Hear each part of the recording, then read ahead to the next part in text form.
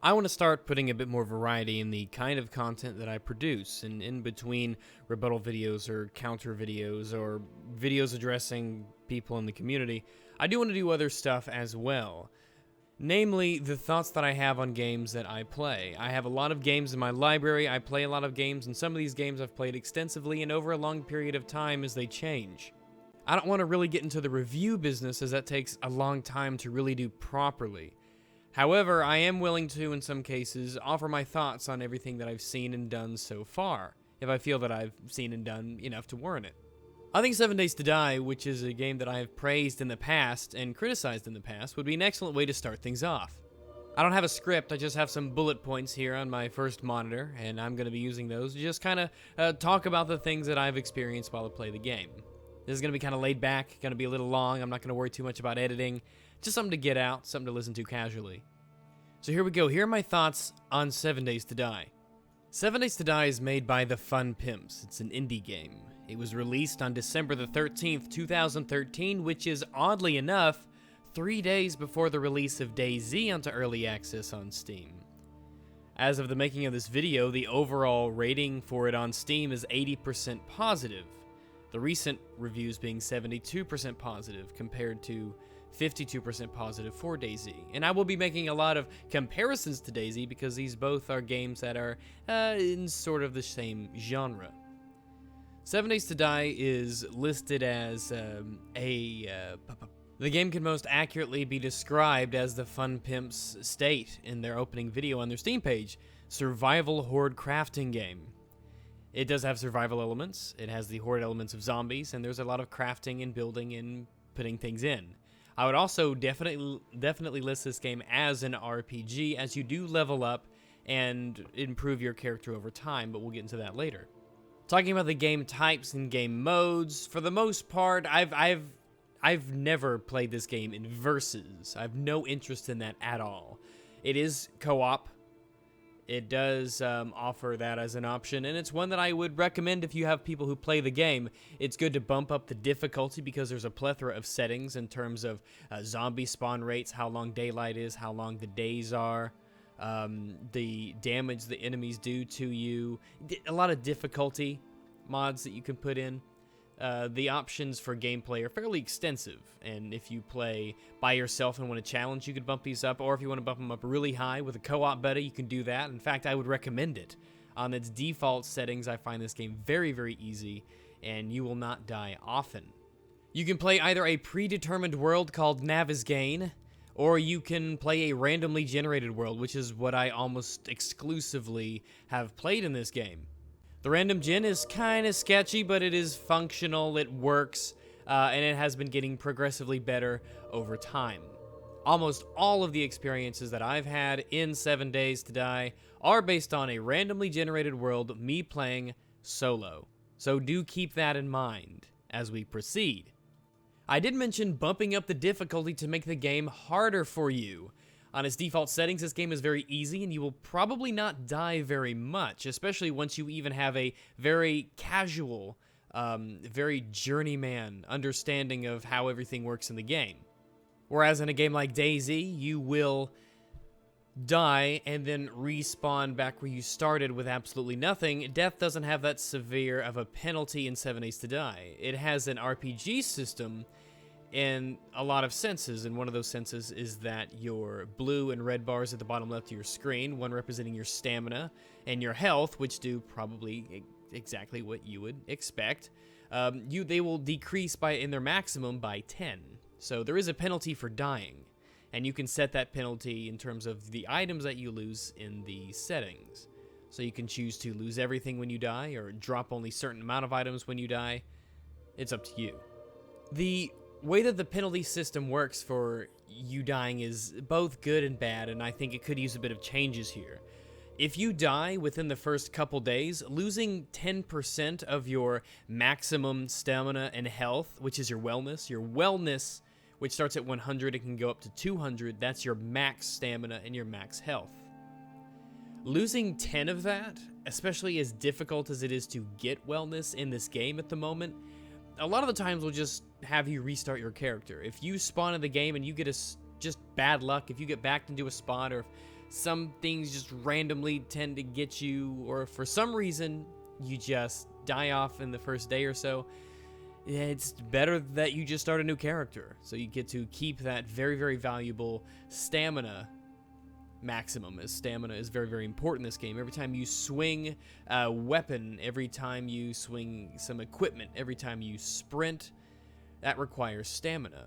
The more stamina you have, obviously, the further you can run away from zombies, and the longer you can go swinging items either at zombies or in construction methods, taking stuff down. The more stamina that you have as you swing at objects, the more damage you do to entities and to blocks. So, if you have 10 stamina and you swing your axe at a door, you will do much less damage to the door than you will if you have 100 stamina and you swing that same axe at the door. This applies to damage done to zombies as well.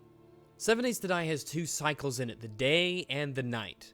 Now, during the day, you'll be doing all your exploring and most of everything, because at night, it gets hella dark. It gets legit dark where you cannot see at night. You have to create light sources for you to be wandering around in the darkness. Now, by default, however, zombies are much more deadly at night because they can sprint and run and chase after you. Now, while you can outrun them while you are sprinting, your sprint is limited by your stamina.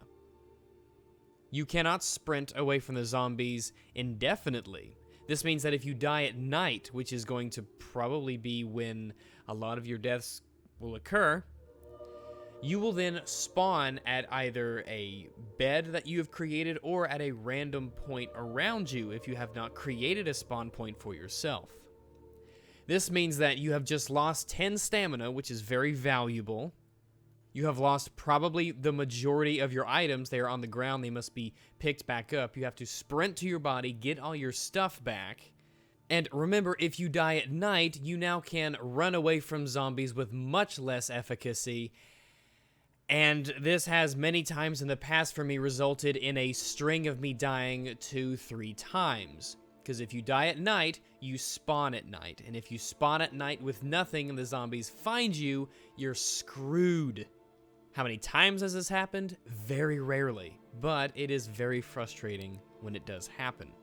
I did mention that there were a lot of fleshed out mechanics in this game. Stamina is one of them, but you can also notice in the bottom left there have been icons that have been popping up of the nose, for instance, means that you're carrying something that zombies can smell. So meat and certain foods, they emit a smell that zombies can use to sense you and come after you. The antibiotic pills right there mean that I have taken antibiotics and I'm immune to the infection that you could possibly get whenever you're struck by a dog bite or a zombie hit. There's also statuses for your temperature. You can't get too hot, you can't get too cold, and you can regulate this by doing things that are obvious. Getting yourself wet, also how wet your character is yet another mechanic that exists in the game that cools you off. But you do have to regulate your temperature using the wide variety of clothing that you can either make or find in the world. Keeping your temperature at a certain level is another aspect of survival that this game actually has. So yes, while it looks rough, there actually is a lot going on underneath the surface. Right here, 72% drink. You do have to keep yourself fed and watered, and different foods can give you and take away certain levels of your food and hydration, your hunger and hydration, that is. So you have to keep yourself satisfied in that department. It's also important to note that some foods are difficult to craft, but they give you wellness, for instance, over time, or they give you special bonuses, like they keep you cooler, or they will remove dysentery or other ailments that you can get. You also have your health in the bottom left, and things like broken bones and other such injuries that you have to craft medical supplies and equipment to get rid of and to cure yourself with. But there are stats that relate not just to you as a character, but to all the items around you. Items have a quality level, and items degrade over time, and you can repair them, and you can slowly but surely make better and better items as you make more of them. Again, the RPG skill in your character allows you to focus on making certain kinds of objects to potentially specialize your character, which is useful when playing with other players. You can have you specialize in making weapons, and then focus your efforts on that. And you can have him focus on construction tools. So if you need a stone axe or a fire axe or a pickaxe or a shovel, you can get it from him, because if you made it yourself, it would be of low quality. Whereas if he needed a bow or another weapon made, he would get it from you instead of making it himself. You can specialize and use that in a cooperative sense.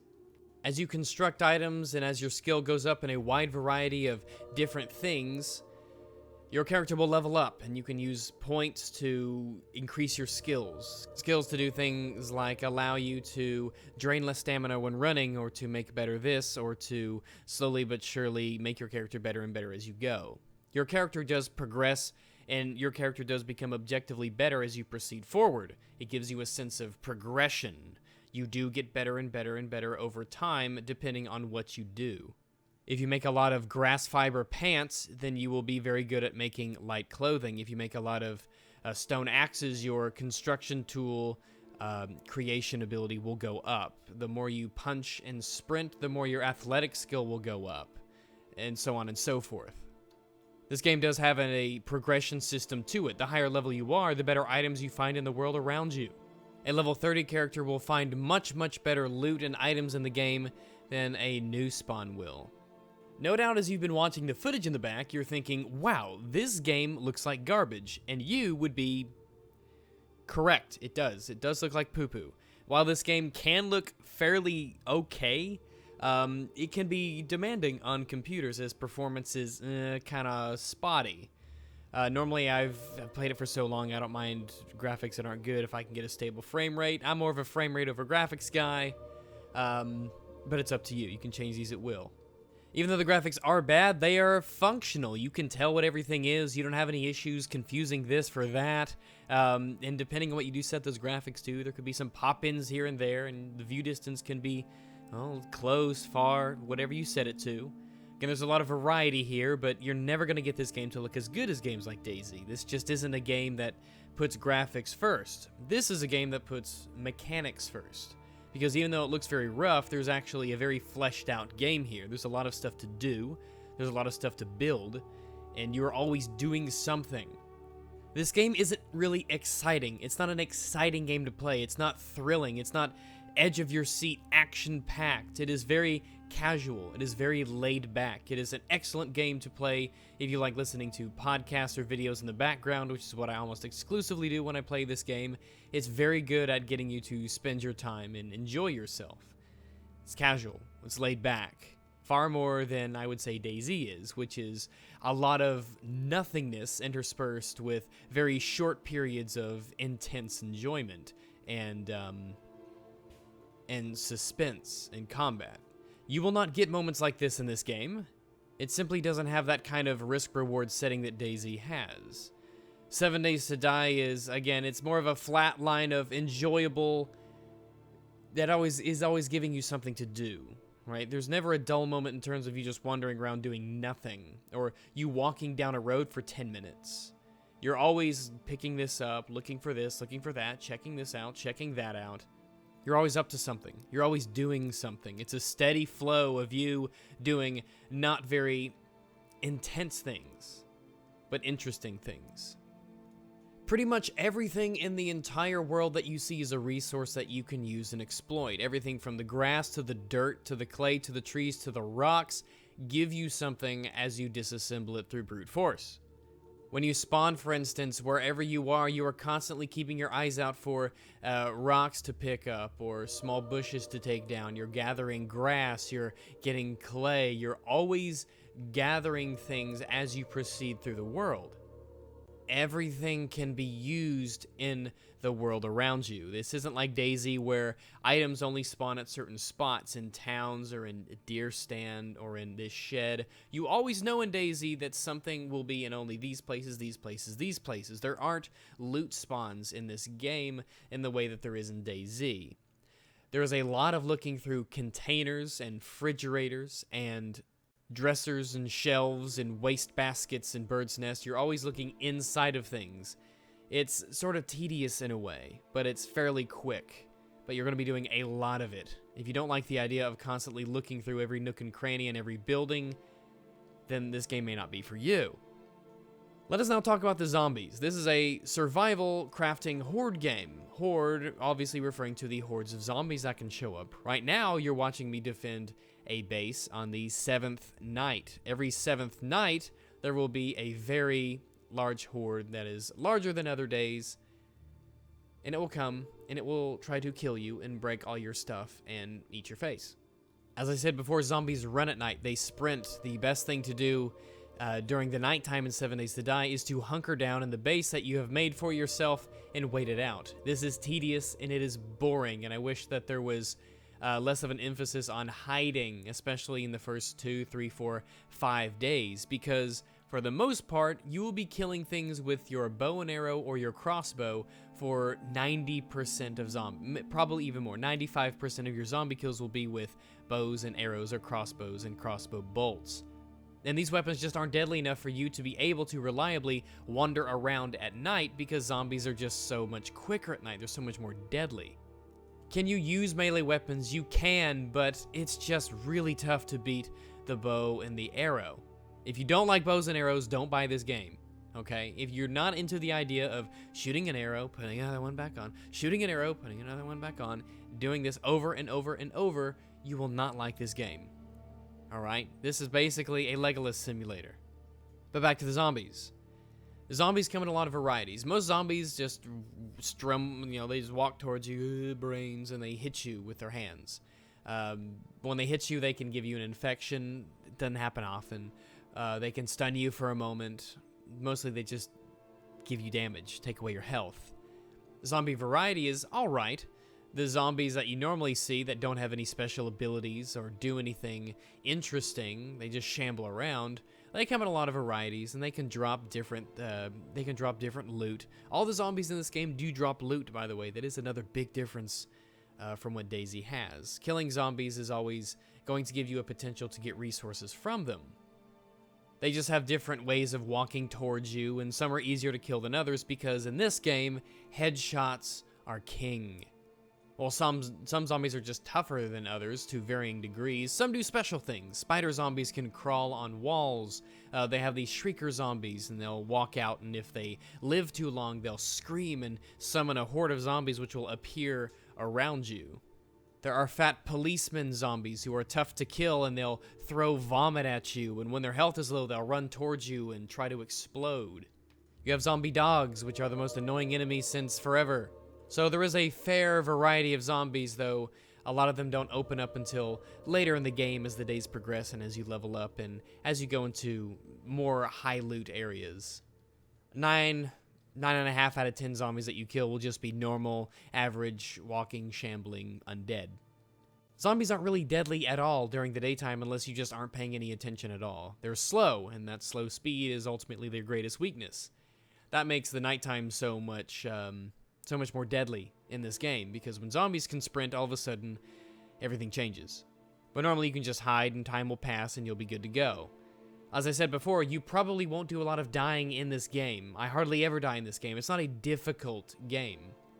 Most of your time will be spending casually killing zombies as you collect resources and build a base. Which normally I find, especially now, as the game has progressed, constitutes finding a certain spot or finding a building and just reinforcing it, and maybe taking this thing off, or maybe adding this here, or armoring up the walls at this location as you find out where the zombies try to get in. It has an almost tower defense-y kind of feel to it. It is a very defensive game. You spend a lot of time defending your base from zombies. Finding better and better materials that are more durable is part of the game that keeps you going on. As hordes get tougher, you want to make your defenses better.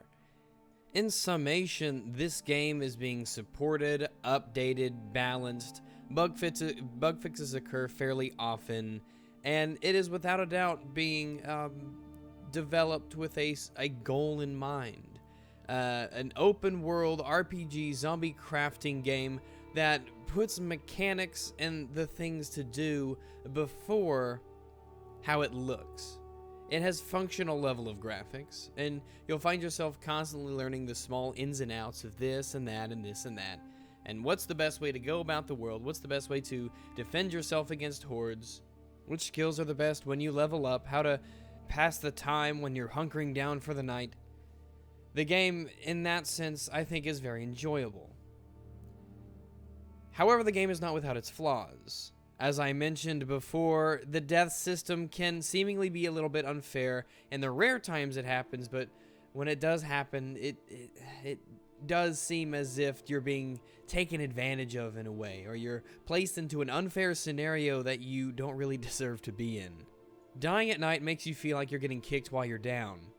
There's a lot of graphical errors, and the game doesn't look that great. I did watch IGN's review of the game on the Xbox One, so maybe I shouldn't complain about how bad it looks, because it looks absolutely atrocious on consoles. In fact, I wouldn't recommend this game on consoles yet. I haven't played it, but looking at the gameplay and seeing the interface, I don't know. I think this needs to have a bit more work for it to be done before the console port gets to the level that I think is acceptable.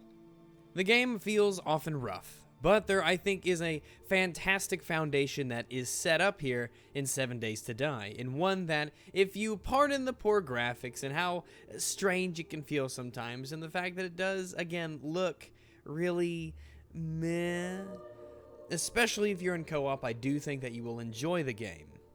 And of course, since it is in early access, you can always just opt not to buy it and wait until it's done. Isn't that a golden idea?